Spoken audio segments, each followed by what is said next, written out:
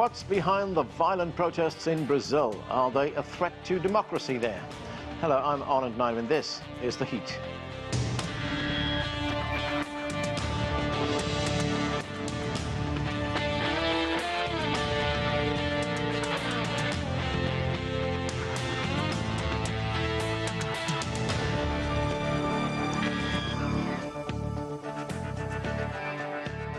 Last Sunday, thousands of supporters of former Brazilian President Jair Bolsonaro stormed the three most important federal buildings: the Presidential Palace, Congress and the Supreme Court.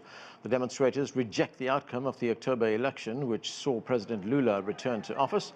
They want Bolsonaro back in charge. At first, the police in Brasilia did very little to stop the demonstrators, but later some 1,500 people were eventually detained. To discuss what happened and what can still happen, let's bring in our panel. From Sao Paulo, Gustavo Ribeiro is the founder and editor-in-chief of the Brazilian Report. Alberto Danon, also from Sao Paulo, is a journalist and entrepreneur. Here in Washington, D.C., Paulo Sotero is a distinguished fellow at the Brazil Institute at the Wilson Center. And Paulo Cabral joins us from Rio de Janeiro. He is a CGTN correspondent. Welcome to all of you. Paulo Cabral, let me start with you. Thousands of Bolsonaro supporters, as we saw in those pictures, stormed the seat of government in the capital, Brasilia. Now, Brasilia is the federal capital. It is not a populous city. It's clear that these demonstrators were bussed in, which indicates a high level of organization. What can you tell us about what happened? No, that's right. As you were saying, Brasilia is right at the heart of Brazil. It's far from the country's biggest centers, and many of these people had to come here. And this is actually one of the key lines of investigations of the police on these events, because people who were in Brasilia and who attacked the parliament building and those buildings have been arrested, also those that were camping in front of the military headquarters. But one issue being looked into now is who was responsible for all the logistics of this process, for transporting these people to Brasilia. We had at least 100 buses reported going to Brasilia, and actually after the event we had news that federal police had seized at least 30 buses, and now they are looking into who paid for those. And there are already some companies, some business people that are being pointed as the organizers of this protest. It was a discussion that had already been going for the last few weeks with all the camps in front of the military headquarters, because, I mean, those people need to be fed, they need to be transported. There was a cost involved, and there was some grassroots donations, people that were participating, but it seemed clear, and authorities said so, that there would be a more financing on top of this. And so all these people got to Brazil, and then we saw those dire scenes on Sunday of destruction in the three main palaces, main seats of power of Brazil, and the destruction of all the works of art. This is something that has deeply shocked Brazilian society, actually. You know that Brasilia in itself, the city in itself, is already considered a historical heritage, a work of Oscar Niemeyer and Lúcio Costa, and all those buildings are so, and they were all filled with old furniture and important works of art, and much of this has been vandalized, has been destroyed, and it is certainly part of what has spoken negatively to the hearts of Brazilian people when it comes to this event. Now, Paulo Cabral, as I said, more than 1,000 people have been arrested. There have been a number of people who've been already released, and this is what some of them had to say. Let's listen. We'll fight again. We'll rest and prepare for the new fight. Because if they think they're going to intimidate us with that, they're completely wrong. So there you hear it, some of those demonstrators saying that they will continue this fight. How big a challenge does that pose to the new government? Well, the government already knew, Lula da Silva, candidate, already knew that reconciling the country would be one of the big tasks of this new government. Look, many of these people are now returning home. Some are arrested, some have been detained, but others are returning home, if they're from Brasilia or from other camps in front of military headquarters, and they are extremely resentful. But actually, I think we can say that resentment is one of the leading feelings, emotions in Brazil over the last 10 years that has decreased dictated much of what happened in Brazilian politics. So they are resentful, but now how much they can actually do, what can we expect for the next few months? Certainly the Workers' Party knew it would not be easy to deal with all this polarization in the country, and you have forces that sometimes have much more significance that their size would suggest. For example, truck drivers. We've seen over the last few years, whenever truck drivers had something to say, they would shut down roads and stop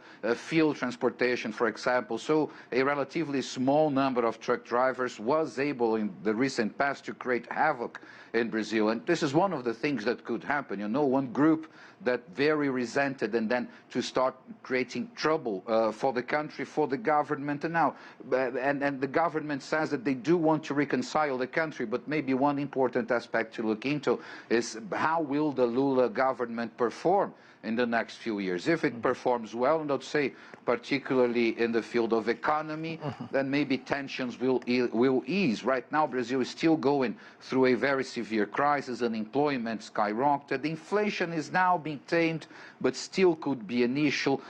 So if economy goes back on a path of growth and people again have their jobs, are able to do business, and the government has enough money, at least for the basic social services and social needs, and I would say it's more possible that this reconciliation, so much sought by the government, may actually happen. Alberto, this was, by all accounts, a free and fair election. Bolsonaro lost, but he was not gracious about losing. He wasn't even at the inauguration. In fact, he was here in the United States. But what do you make of what happened on Sunday, and does it pose a threat to Brazilian democracy? No, of course not. I think no. It was a very small group that began violence and vandalism that we must not count on. But we must stop this. We must vehemently repudiate any acts of violence and vandalism by anyone, from the right, from the left, from anyone. Just on Sunday's vandalism attacked the powers of the Republic. Just to quote recent examples, in 2017, during Temer's government, the left also did it. What amazes me is the different treatment given to violent actions now and there, from the right and from the left. With vandalism is vandalism, something abject which must be condemned from everybody. Regarding to what happened on Sunday, the judge must judge impartially without being contaminated by emotion, with the support of the laws and the Constitution, without any trampling. We also need to analyze in detail the reasons that led the minority of the population, very minority of population, until then orderly, to commit these crimes. We have to see with detachment and parsimony the whole context. We must, as I always do, practice empathy, which is when we put ourselves in other shoes to understand their motives. Even if at first glance there is no impression about the impression that everything is very wrong, it's very, very rude. Everyone must calm down and make a fair and correct assessment, as it must be done in a democratic environment with a plurality of opinions. Gustavo Ribeiro, given the high level of organization that these violent demonstrations would have needed to take place in Brasilia, and as Paulo Cabral pointed out, it involved a lot of logistics, getting thousands of people to Brasilia. Where were the country's security forces? Well, according to the federal government, they were accomplice in that attempt to assault Brazilian democratic institutions.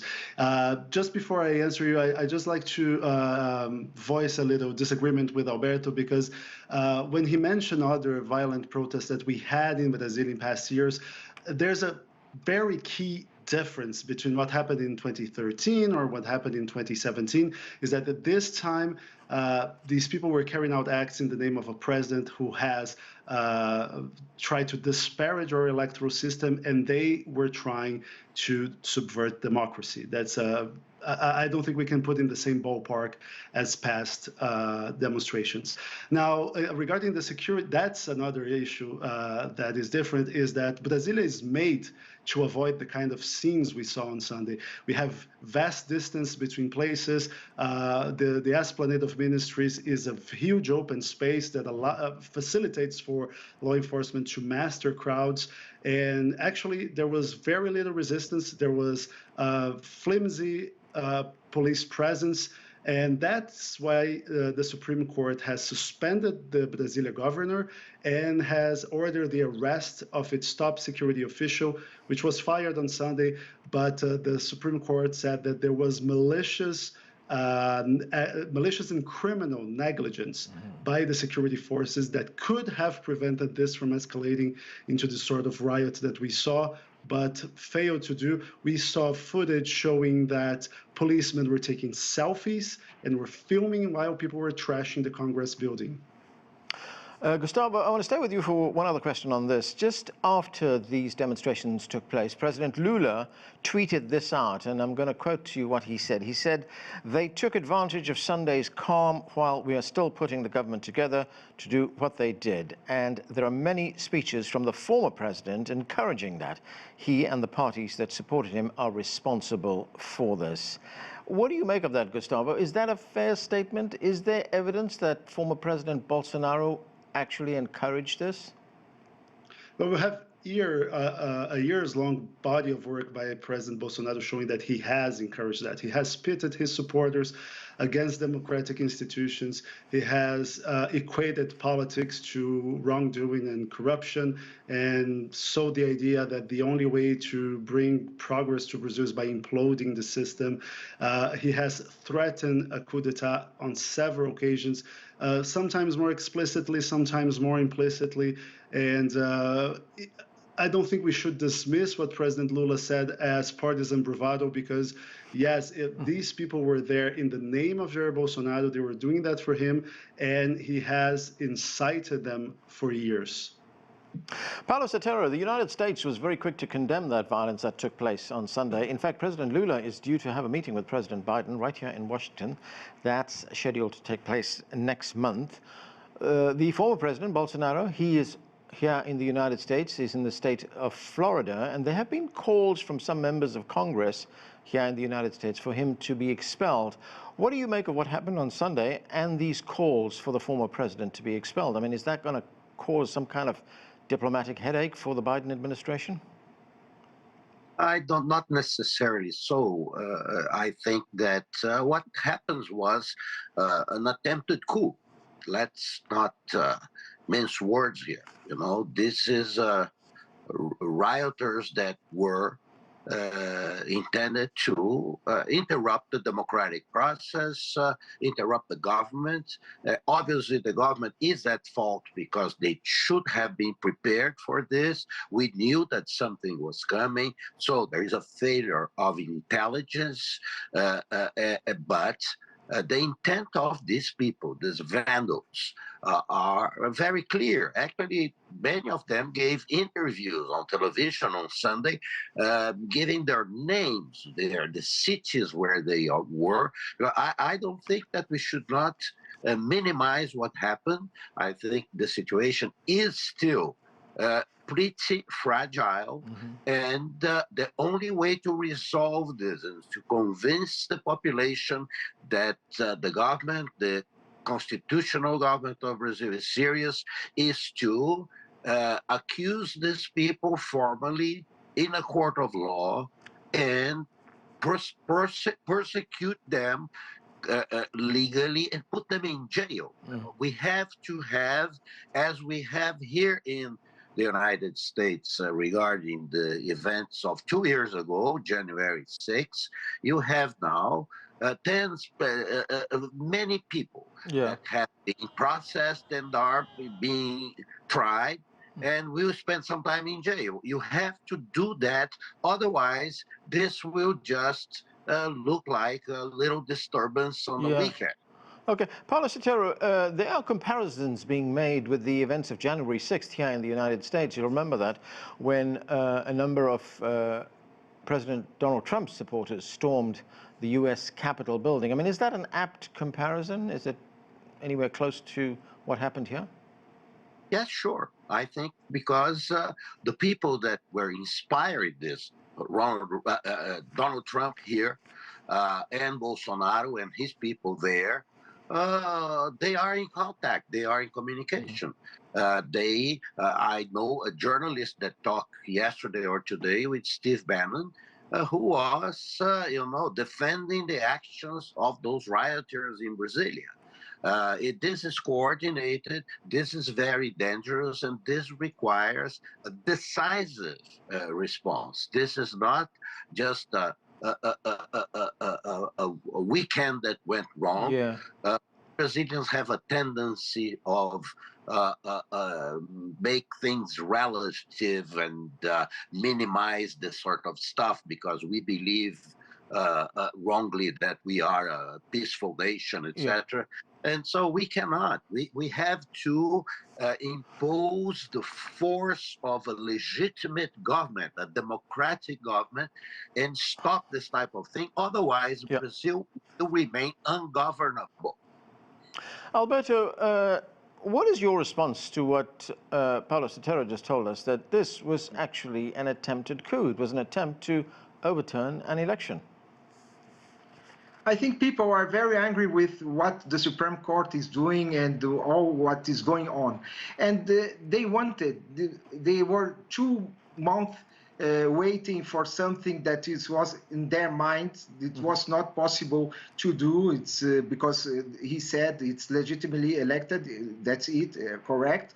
So they were nervous. So they thought the army would help them when they went there. I think, firstly, that they didn't want to break anything and to damage anything, but in the clamor and the hate everything of what they are, what is happening to them, and psychologically they did what they did. That is vandalism that we don't have to. It's terrible to see. It's terrible, and I wanted to say something that not only Bolsonaro said, Lula as well. In relation to strong and hate speeches, we have to point that Lula has delivered throughout his life, and more recently as well, hate speeches, separation between us and them, censorship, among others. There is also a video on YouTube asking people who said such a hateful thing, whether it was Lula or Bolsonaro. Yeah. And the astonishment of those interviewed, it was Lula. See and understand that unfortunately there is no Lula peace and love, as he names himself, unfortunately. Gustavo, there was a poll that was done in Brazil, and the question that was asked of those who were polled was President Lula fairly elected? And these are the results. 40% of those asked said no, he was not fairly elected. 56% said yes. We know that former President Bolsonaro has questioned the accuracy of voting machines. But if you look at those numbers, 40% of those people who were surveyed saying no, he was not fairly elected. I mean, that's a significant number. Are people losing faith in the system?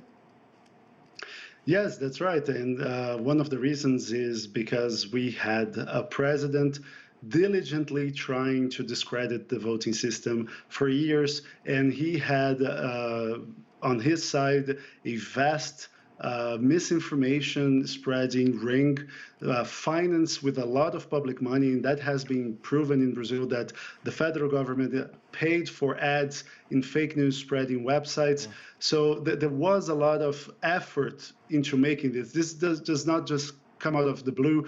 The Brazilian system in 30 years or so has never faced a credible fraud allegation. So that comes, and Bolsonaro himself last year said he has no proof of what he's saying. Now, if I may, and I don't want to antagonize with Alberto, but he said that this was not an attempted coup d'etat. But if you look at the calls for the protest, they were explicitly saying, let's retake power, let's take and storm Congress.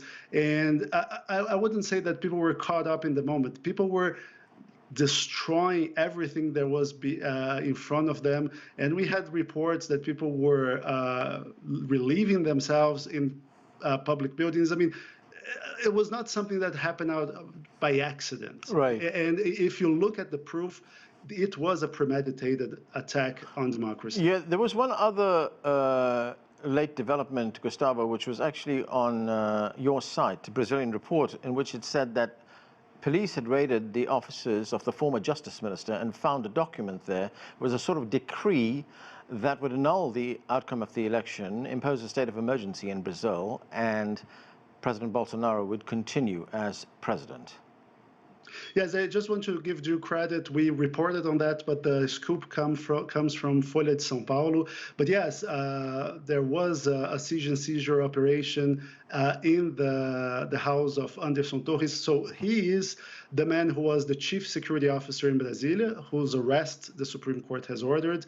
He was Bolsonaro's former justice minister. And it is just like the January 8th riots have a nearly resemblance to the Capitol riots. This also bears a resemblance to Trump's attempt to get the Georgia authorities to find votes for him. Right.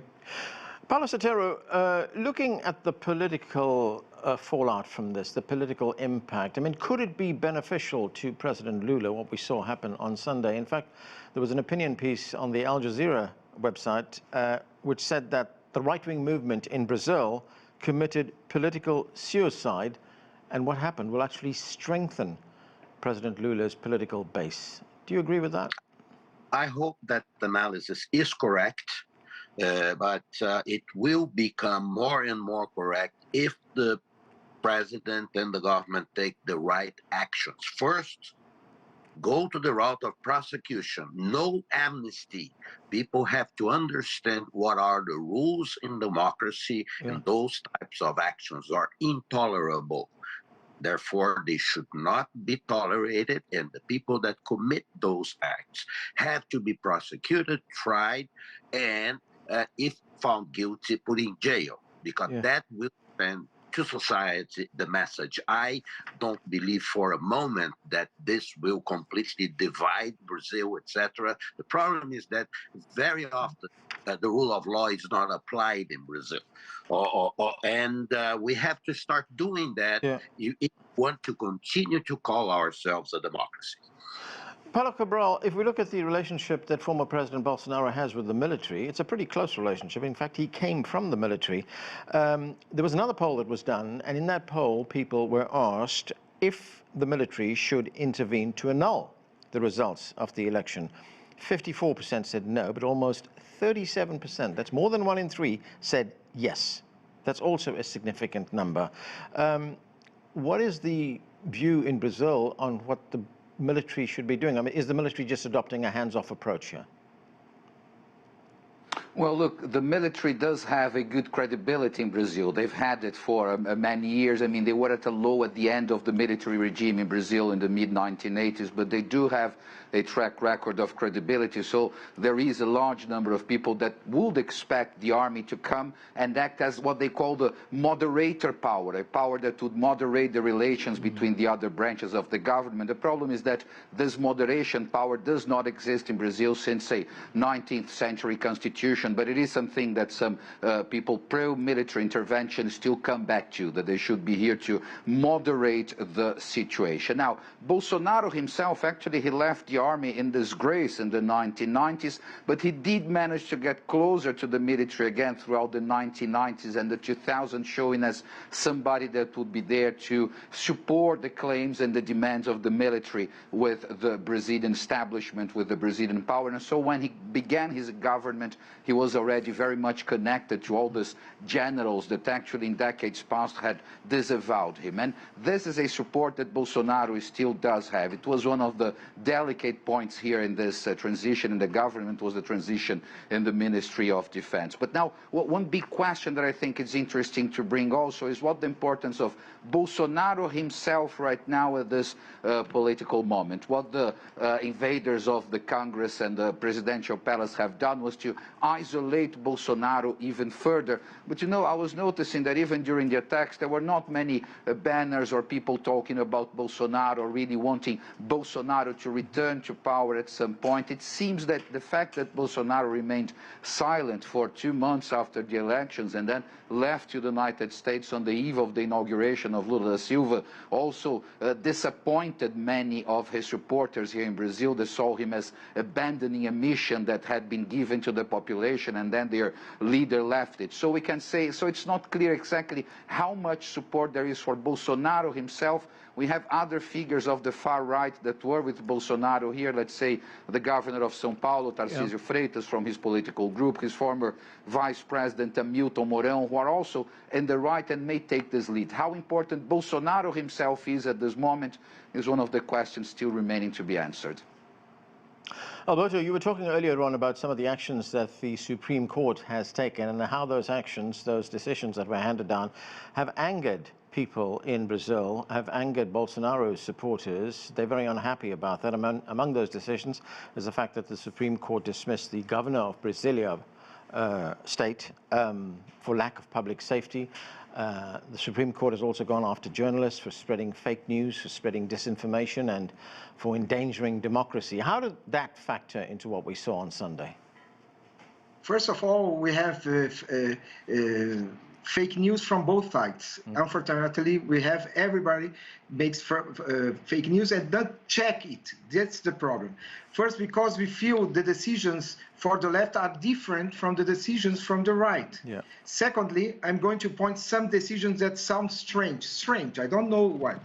They ended the Lava Jato, the car wash, increased the need for convictions to effectively arrest the perpetrator, make Lula eligible after 2 convictions, taking him out of jail and setting him free. Why?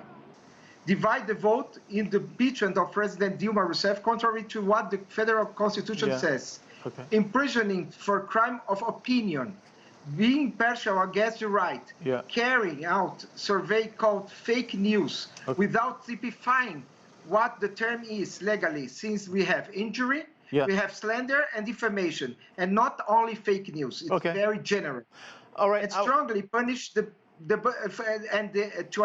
strongly punish businessmen, taking away their right to manifest themselves in networks, blocking bank accounts without deeping investigation Alberto, and relying only on a journalist article. Okay, Alberto, I've only got 30 seconds left. I want to get Paulo Sotero's response to what you were saying about those Supreme Court decisions that got President Lula out of prison. Paulo Sotero, I've only got 30 seconds, if you could, please. It's a controversial decision, but it was the decision taken by the Supreme Court. I think that either in Brazil, we start accepting decisions taken by bodies that are constitutionally correct, or we are going to see Brazil from this into anarchy. Okay.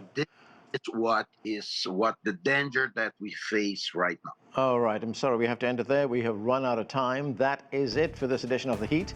Thanks to all of our guests for being with us. I'm Anand Naidu in Washington, D.C.